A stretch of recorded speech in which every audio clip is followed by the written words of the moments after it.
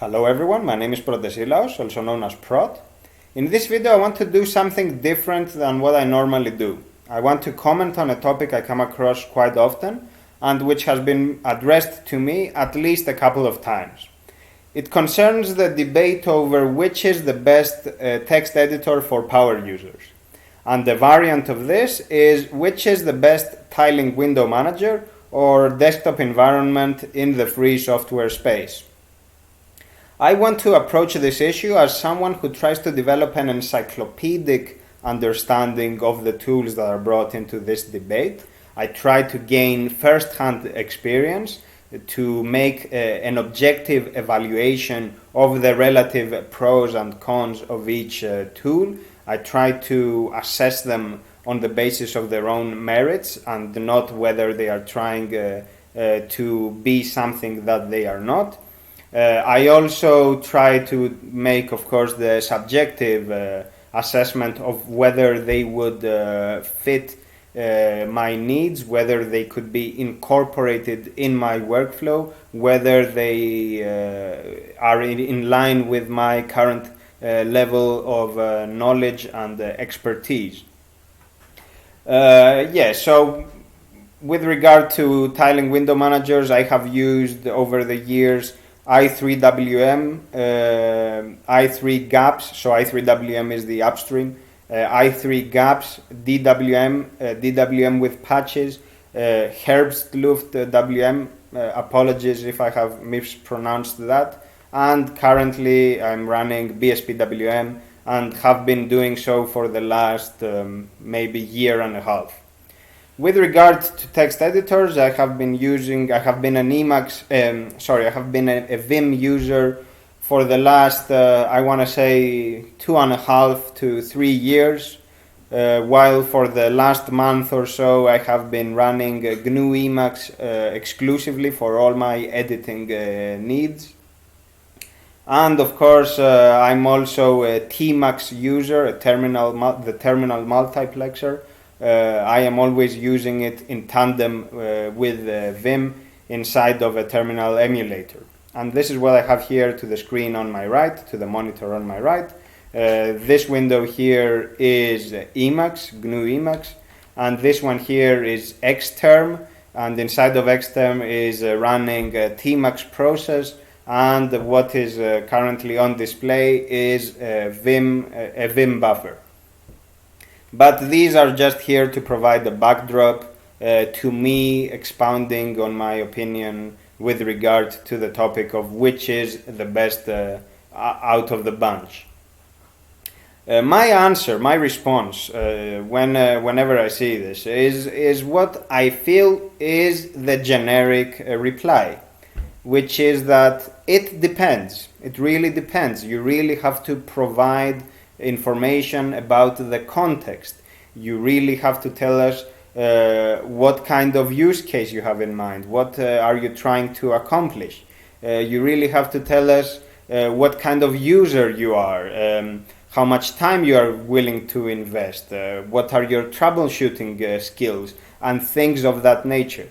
You cannot answer questions of this sort in abstract. You cannot really opine on the propriety, on the utility, on the usefulness of a tool of this sort without knowing the user and the use case. If you do that, you are most likely committing an error. You are just being a fanboy, as they say. You are just being dogmatic. We don't need that. When I am asked this question, I always ask the other person whether they are willing to learn. For example, Vim or Emacs. These are tools that you cannot just pick up and be productive from day one. You really have to take your time. You have to invest in them. You have to put in the effort to learn. You have to go through the official manuals, the official documentation. You have to complement that knowledge with information that you get from other sources, other tutorials, other video guides, and perhaps you have to draw inspiration from functions or customizations that other people have made. You have to incorporate external functionality when that is appropriate, and things of that nature. Both are fantastic. Both are excellent tools. The thing is that you have to know what you are trying to do and whether they would be appropriate for you. What you should never do is pick a tool, whatever that is, because your friends are using it, or because some popular figure is using it and now you want to follow along with the memes.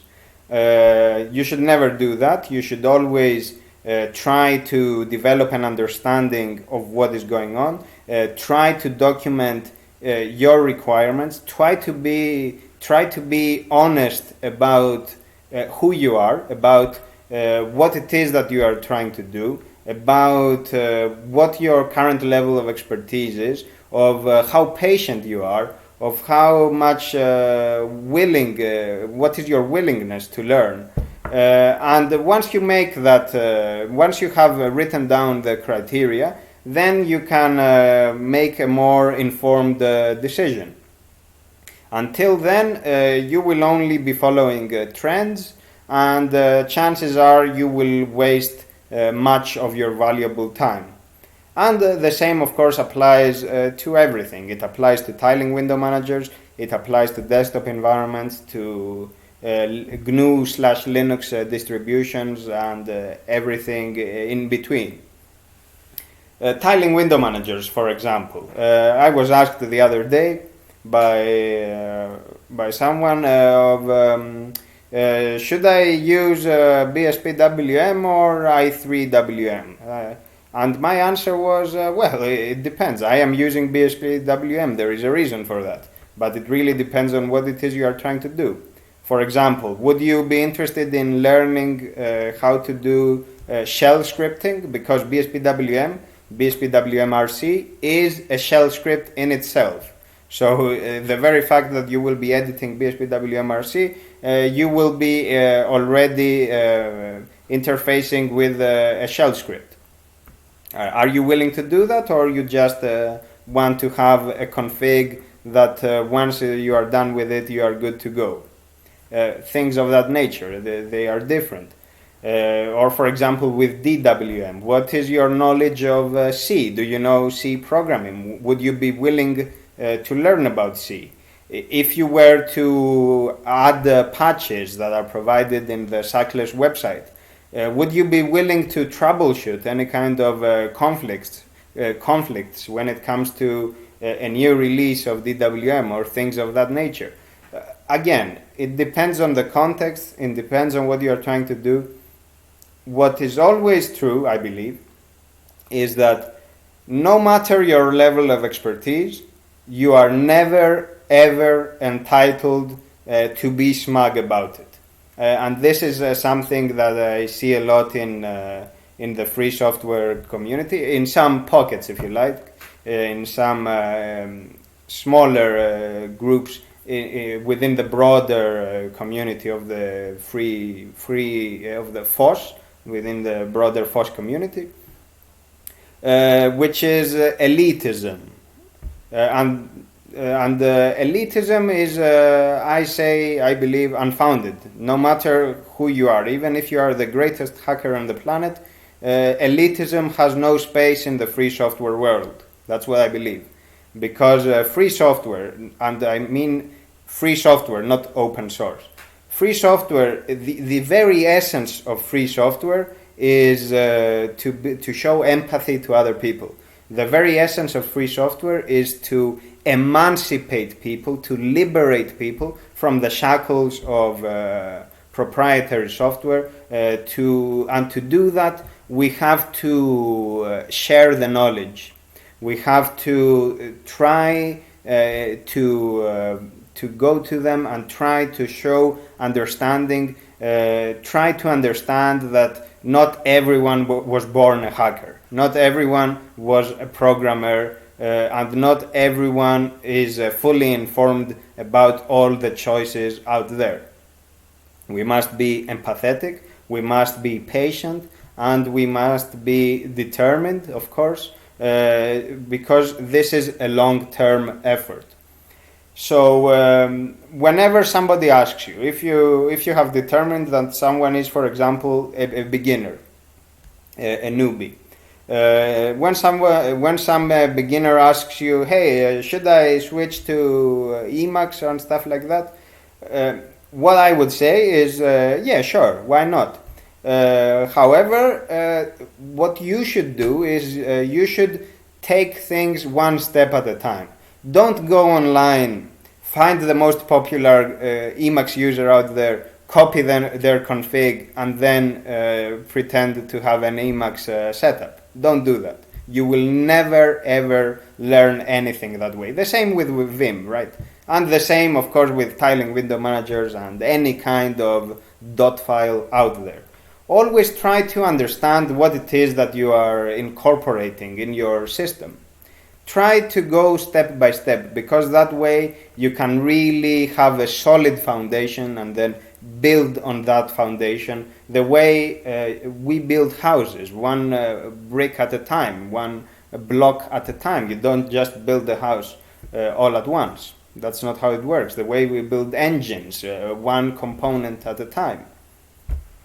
If you approach this, if you have this kind of methodology, then the only thing that stops you is yourself.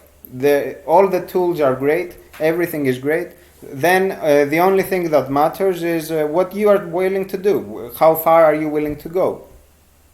Just to say about myself, I was a happy Vim user for the time that I was a Vim user, 2.5, 3 years and stuff like that. And I still feel like Vim is a powerful tool. I am very comfortable with using Vim. I like it a lot. If I had to spend the rest of my computing life inside of Vim, I would be okay with it. I mean, the editing part, of course. I would be okay with it. I would have no problem whatsoever. And I feel that with Emacs, which I have been using for the last month or so, I have the same feeling again. I feel like I could stay with Emacs forever. I have no problem with that. It's already offered me the tools I need to edit text very efficiently, and it opens up all these possibilities of tailoring the workflow to my needs, so that eventually at the end of this journey I will have a bespoke setup that is peculiar to my needs, that is unique to me. And this is the thing with these tools, that you learn how to use them, but over time they are sort of adapting to your idiosyncrasies, to your specific requirements, as you keep adding stuff to their configurations, and as you are incorporating external functionality and things like that. I guess that's what I have to say. I believe I have covered it. I believe we don't need to be smug about things. We don't need to be elitists. We don't need to be nags. We don't need to drive people away because they happen to don't know as much as we do, because they didn't spend as much time as we did on the things that we are passionate about, or even if they did, maybe their talents lie elsewhere and things like that. We have to be understanding, and we have to keep the spirit of free software in mind, which is to liberate people and to share the knowledge and to always have an altruistic outlook. That covers it. Thank you very much for your attention, folks. Goodbye for now.